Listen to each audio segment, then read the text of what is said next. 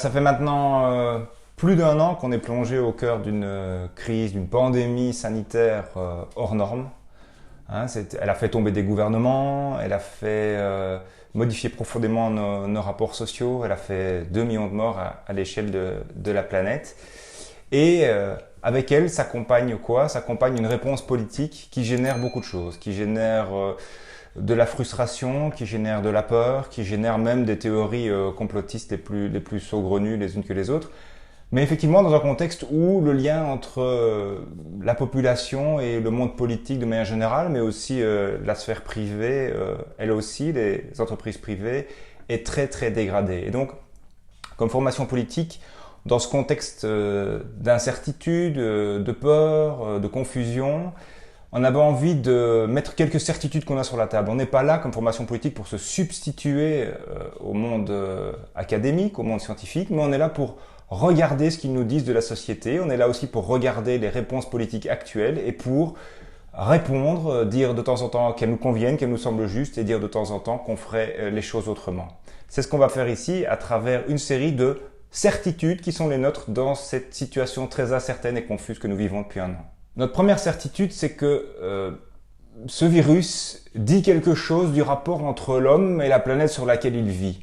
Tout comme le virus Ebola avant lui, en fait, ce virus, il est quoi? Il est un virus qui passe de l'animal vers l'homme.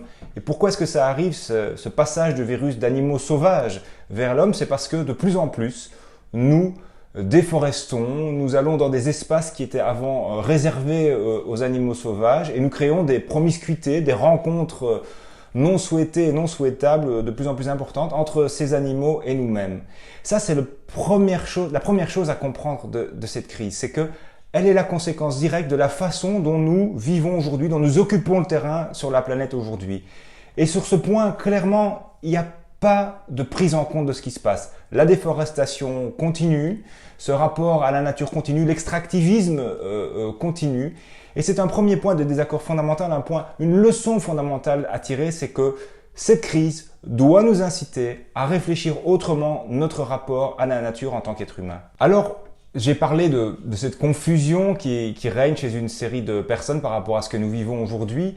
Et ce qui est étonnant, c'est qu'on trouve 2 groupes très très différents parmi les gens qui, en fait, nient cette réalité qui est devant nous. C'est-à-dire, elle n'est pas très agréable. Savoir qu'on a un virus de cette ampleur qui a fait autant de morts n'est pas une situation très agréable à vivre. Mais pour autant, la négation, le fait de se mettre la tête dans le sable est évidemment une réaction humaine mais pas souhaitable. Et on trouve 2 catégories très différentes dans ces gens qui veulent nier cette réalité parce qu'elle ne leur convient pas. Ce sont d'une part, on va les appeler des ultralibéraux, des personnes de droite qui considèrent que tout doit être inféodé à l'économie, que l'économie a tout à décider et que donc, somme toute, c'est une petite grippette. Et si quelques personnes âgées doivent mourir des causes de ce virus, eh bien, tant pis, c'est un mal à prendre. Il ne faut en aucun cas changer le modèle économique dans lequel on est aujourd'hui. Ça, c'est une première catégorie. Et il y a une deuxième catégorie peut-être plus étonnante dans les personnes qu'on trouve aujourd'hui qui sont dans cette logique très forte de négation de ce qui nous arrive. Ce sont des environnementalistes, je dirais technophobes, qui considèrent que ce qui arrive aujourd'hui, et nous ne nions pas que ça peut être un biais auquel il faut être attentif, que ce qui arrive aujourd'hui en quelque sorte est une sorte de test grandeur nature pour tester notre soumission à des technologies, à des volontés étatiques. Et donc cette logique environnementaliste libertaire, je dirais quelque part, place la question de la liberté individuelle dans le contexte que nous connaissons aujourd'hui au-dessus de ce que nous appelons l'intérêt collectif. Et donc, clairement, c'est une logique que nous voulons combattre, c'est-à-dire nous voulons dire, que ce soit à ces personnes très à droite ou que ce soit à ces libertaires environnementalistes, que nous avons un virus qui n'est pas anodin et nous avons une réponse collective à apporter à ce virus aujourd'hui. On peut d'une part considérer que le virus que nous avons devant nous n'est pas anodin, il a fait 2 millions de morts, je le répète, et d'un autre côté, considérer que les réponses politiques telles qu'elles sont apportées aujourd'hui ont des conséquences psychologiques sur toute une série de personnes dans la population. Pensons aux étudiants qui ne peuvent plus aller à l'école, pensons aux personnes âgées qui sont isolées, qui évidemment ne sont pas anodines non plus. Et donc dire que ce virus n'est pas anodin n'est pas dire que les réponses politiques qui sont apportées aujourd'hui sont les bonnes réponses. Alors parmi cette grande confusion dont j'ai parlé qui règne, il y a vraiment un élément central qui est celui de la vaccination. Autant 2020 a été une année qui a mis en avant la question du testing, arriver à voir qui ou non est atteint et comment ce virus se transmet, autant 2021 semble être l'année de la vaccination. C'est le défi qui est devant nous. Et on retrouve dans ce contexte une série de personnes qui ont une position de principe contre la vaccination. Or pour nous, la vaccination est un principe de progrès social. La vaccination qui a été pratiquée de manière empirique dès le XVIe siècle, qui a été théorisée par Pasteur notamment au XIXe siècle et largement pratiquée au XXe siècle, évidemment, pose dans un certain nombre de cas question quand elle est faite par des firmes privées dans un certain contexte. Mais globalement, regardons ce qu'est la vaccination. Qu'est la vaccination globalement? Ça a été la capacité d'éradiquer toute une série de maladies et donc de sauver des millions de vies. Alors je cite quelques maladies ici. La diphtérie, la variole, la coqueluche, la polio, la rougeole, les oreillons, la rubéole, la tuberculose, une série d'hépatites. Et donc nous ne vivrions pas dans le même monde aujourd'hui si nous n'avions pas eu ce progrès scientifique.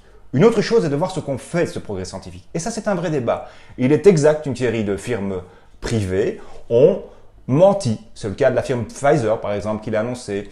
Il est certain qu'un certain nombre de vaccins qui ont été amenés dans l'urgence, c'est le cas, par exemple, d'un vaccin contre le virus H1N1 de la firme GSK, ont eu des contre-indications importantes, comme de la narcolepsie. Il y a même eu des cas encore plus graves, comme par exemple un vaccin de la firme Sanofi contre la dengue hémorragique qui a créé carrément des morts. Mais ça ne change pas ces question, la logique globale qui est celle de dire la vaccination est un bon principe. Évidemment, et c'est là que doit se faire la différence, la question de l'encadrement de cette vaccination est absolument centrale. Il faut que toute autorisation de mise sur le marché de produits soit encadrée mieux qu'elle ne l'est aujourd'hui. Mais soyons de bon compte, voici 1 an que nous sommes confrontés à ce virus qui fait des morts.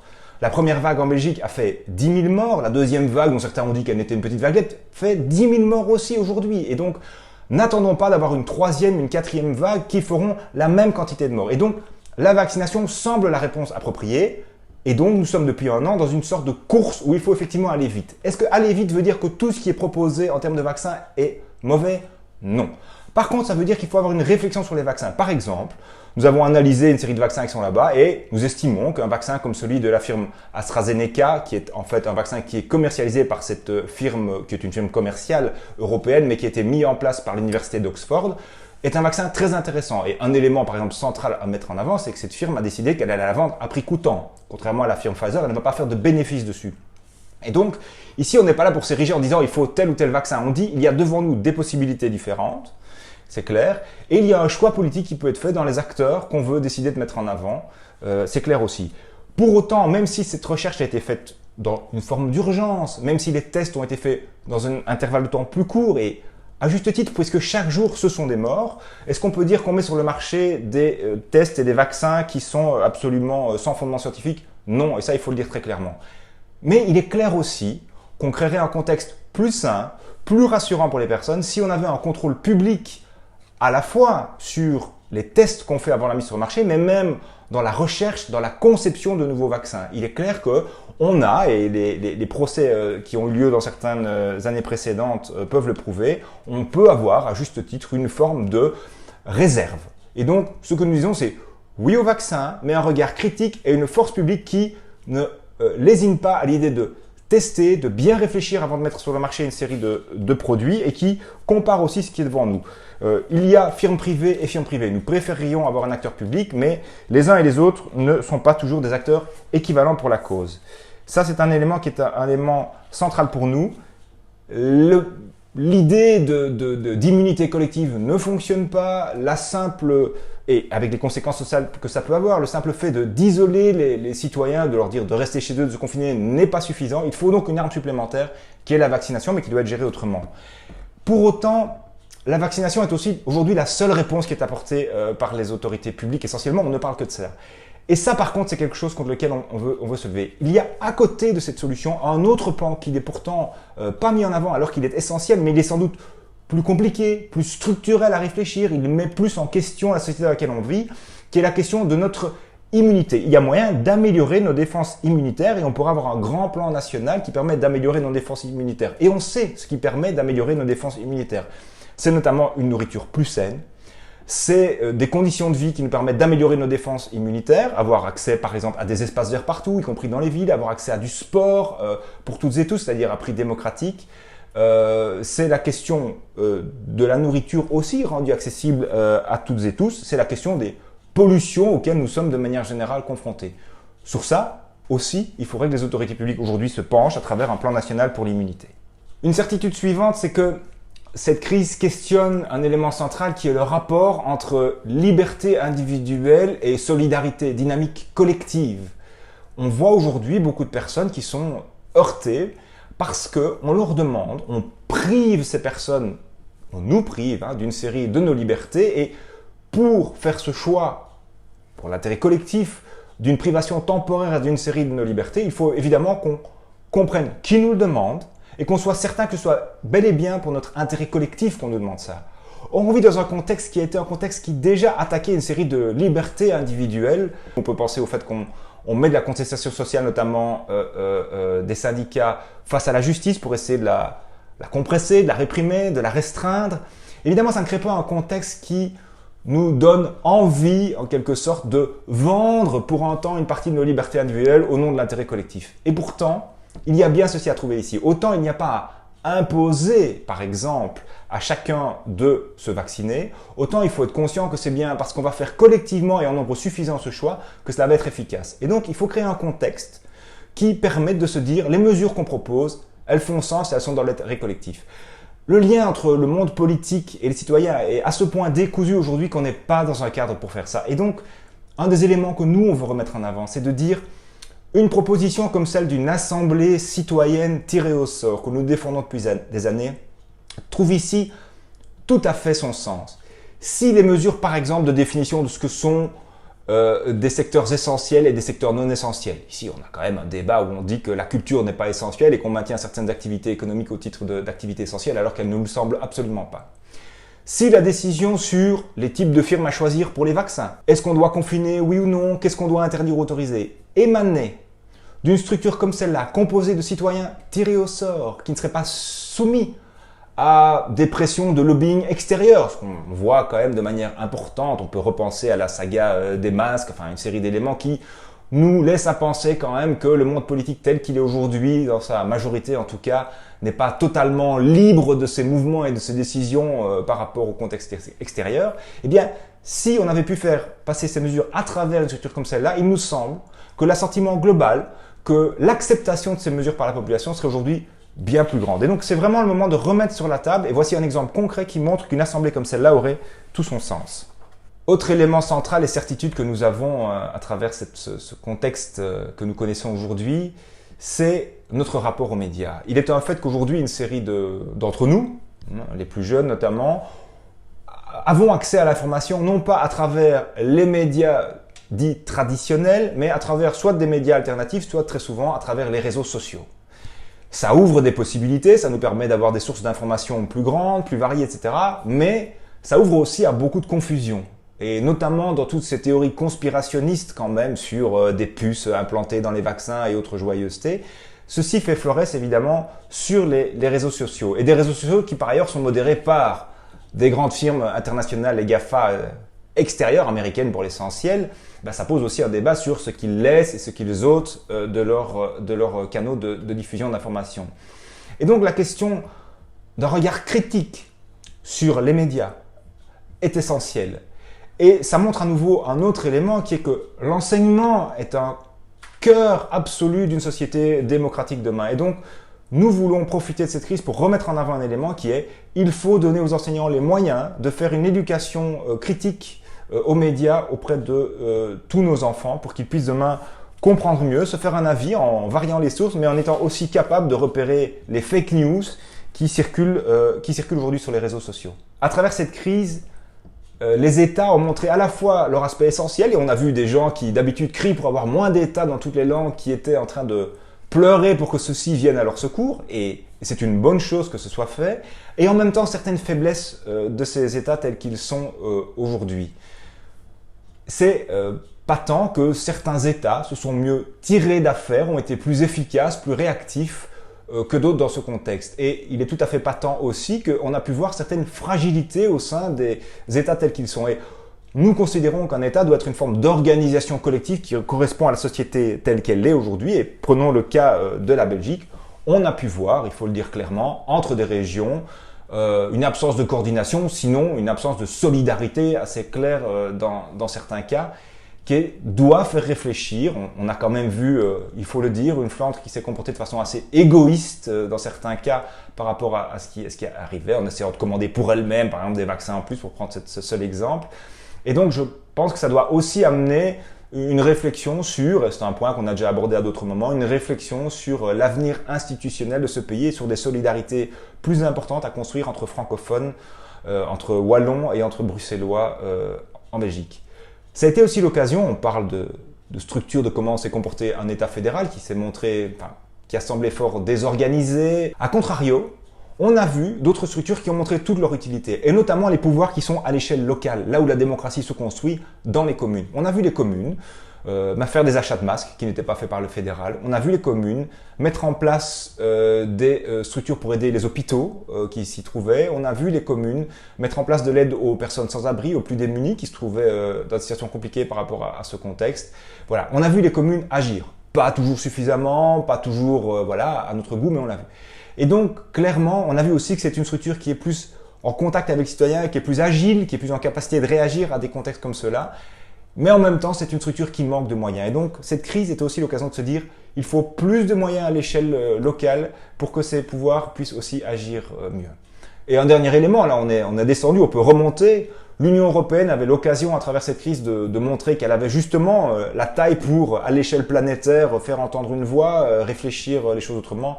C'est pas ça qui se passe. C'est-à-dire, l'Union européenne n'a pas été un outil qui disait, par exemple, il faut à l'échelle planétaire une justice sociale dans la répartition des vaccins. Il faut savoir qu'un pays comme le Canada a commandé 5 fois le nombre de vaccins, 5 fois plus que sa population. Les États-Unis 4 fois et même l'Europe 3 fois. Alors qu'on voit en Afrique que certains pays n'ont pratiquement aucun vaccin. Et donc, voilà, elle n'a absolument pas été un acteur qui a joué un rôle de justice à l'échelle planétaire. Elle n'a pas été un acteur qui montrait qu'avec la taille qu'elle avait, il était en capacité de dire aux firmes privées « ça suffit, c'est un enjeu qui est important, les questions de profit, de marché sortent d'ici ». Non, pas du tout. Et pas non plus un acteur qui a été digne de transparence, puisqu'il faut savoir que tous les accords qui ont été faits avec une série de films pour précommander des vaccins sont absolument opaques, et même opaques pour les élus européens. 2020, c'est un peu étonnant. En fait, il y a eu moins de faillites en 2020 qu'en 2019. Les mesures qui ont été prises par les États, singulièrement en Belgique, par notre État, pour protéger des faillites une série d'entreprises, de sociétés, de petites structures économiques, ont été efficaces. Ils ne vont pas pouvoir être prolongés ad vitam aeternam, ça semble clair. Les États sont occupés à s'endetter aujourd'hui et il va falloir à un moment ou à un autre, entre guillemets, relâcher la façon dont on a fonctionné. Relâcher ne veut pas dire revenir à une logique purement de marché. Relâcher veut dire qu'à un moment ou à un autre, soit il faut changer de nature, mais en tout cas, on ne peut pas avoir une aide publique ad vitam aeternam à des secteurs privés, parce que cette aide publique signifie aussi, par exemple, que toutes ces structures ne font plus rentrer dans les caisses de l'État les moyens dont il a besoin pour fonctionner. Et donc, que risque-t-il d'arriver dans un contexte comme celui-là ? Dans un contexte où les États se sont endettés, ça va être une logique d'austérité qui va à nouveau revenir. Et ça, il faut vraiment pouvoir se battre contre cette logique d'austérité. Se battre contre cette logique d'austérité, ça veut dire, oui, ça a coûté cette crise, clairement, ça a coûté de l'argent aux États, mais on a vu que heureusement qu'ils étaient là pour jouer les amortisseurs sociaux notamment, mais aussi économiques, on va dire, pour que l'activité économique ne soit pas totalement pulvérisée par la crise que nous traversons. Mais il faut demain que celles et ceux qui ont les épaules les plus larges contribuent pour que l'État ait les moyens de continuer à aider dans une certaine mesure, de relancer aussi des dynamiques économiques. Nous, on prône des dynamiques évidemment dans une autre logique que la logique de croissance et productiviste et extractiviste qui est la nôtre, mais puisse effectivement, par exemple en termes de transition, en termes d'isolation, on ne va pas faire la liste ici, mais que l'État puisse continuer, enfin puisse même être plus encore qu'avant moteur. Donc il faut des moyens à l'État. Et donc il semble que pour nous, cette crise est aussi l'occasion de questionner comment est-ce qu'on va s'assurer qu'on n'est pas juste dans un État qui est plus endetté et qui donc va faire de l'austérité demain pour rester dans les clous budgétaires les prochaines années. Et donc il faut de la justice fiscale, et de la justice fiscale ça veut dire des rentrées nouvelles. Et c'est pour nous l'occasion de remettre en avant une proposition centrale qui est celle d'une taxation sur les revenus, que ce soit les salaires ou les revenus autres, boursiers notamment, pour avoir ce qu'on appelle un revenu maximum autorisé qui serait lié à un revenu minimum dans une société aussi. Une société stable, et c'est un principe libéral à la base, un principe libéral américain même, puisqu'il faut savoir qu'aux États-Unis, on a eu un impôt qui était pratiquement un impôt qui imposait un revenu maximum dans les années 60. 50-60. Il faut un principe comme celui-là aujourd'hui. On ne peut plus avoir dans un contexte comme celui maintenant où il y a de tels enjeux, un cadre qui est un cadre qui fait croître encore les inégalités entre les plus riches et les plus pauvres. Et donc il faut à la base, donc l'impôt sur la fortune est un bon principe pour aller corriger une fois qu'on a créé des inégalités, mais il faut à la base, c'est-à-dire sur le revenu, créer demain un impôt sur les personnes physiques qui redevient pour les revenus suffisamment importants de 100%, c'est-à-dire qui impose une limite à nos revenus. C'est un principe de stabilité. On peut discuter de l'écart qui fait sens entre les plus riches et les plus pauvres dans une société, facteur 1 à 6, 1 à 10, 1 à 20, disent même certains, mais on est aujourd'hui dans un certain nombre de cas à des facteurs 1 à 100, 1 à 200, 1 à 1000 entre les personnes les plus riches et les plus pauvres, même au sein même d'une entreprise privée, quand on voit les revenus de certains patrons des grandes entreprises boursières. Ça, c'est quelque chose qui doit terminer. Cette crise est l'occasion de poser ce débat, puisqu'il va y avoir besoin les prochaines années de moyens pour que les États puissent continuer à fonctionner correctement. On entend des personnes qui se battent pour que cela continue, c'est-à-dire pour qu'on reprenne exactement la même logique que celle qui était celle d'avant. C'est pas du tout notre logique. En fait, une crise comme celle-là doit être l'occasion de réimbriquer l'activité économique dans un projet de société. Pendant un temps, on a ralenti, on a revu des dauphins dans la baie de Trieste, on a revu des cygnes à Venise. Dans nos villes, on a revu des animaux sauvages, on a pu réenfourcher nos bicyclettes, retrouver du temps, s'inscrire à des groupes d'achat en commun, etc. Cette logique-là, elle doit survivre à la crise que nous connaissons aujourd'hui parce que ça peut être je presque envie de dire, la seule chose bénéfique que nous pourrons retirer de cela. Et donc la logique qui consiste à dire il faut à toute force repartir comme on était avant, on doit absolument l'éviter. Et on voit déjà des signes qui sont des signes en fait négatifs, notamment le développement de l'e-commerce. Le développement de l'e-commerce avec les conséquences sociales qu'il peut avoir d'ailleurs quand ces multinationales dans ces activités très délocalisables décident de changer de cheval et de se déplacer d'un lieu à l'autre. C'est un très mauvais signe, c'est vraiment à contrario de ce qu'il faut faire. Au contraire, il faut relocaliser l'activité économique et il faut avoir une initiative industrielle publique, des autorités publiques qui aident à la transition. La transition ne se fera pas dans une logique purement de profit et de court terme, elle doit se faire dans une logique volontariste de la part des autorités publiques. Pas que, il y a aussi un secteur coopératif, il y a aussi une économie sociale, il y a aussi même des acteurs privés qui peuvent fonctionner avec une certaine vision de société. Mais c'est clair qu'il y a quelque chose ici qui doit absolument changer. Alors, dernier élément, je l'ai évoqué, cette crise a été l'occasion pour nous de nous remettre plus en lien avec la nature, de la voir réapparaître, reprendre en fait un peu sa place. Je fais la boucle, c'est le premier élément de ce que nous disions, que l'homme avait tendance à avoir envahi de manière hégémonique un peu des espaces qui n'étaient pas les siens. Là, on a vu dans une série d'espaces la nature qui refaisait droit à ce partage de la planète sur laquelle on est.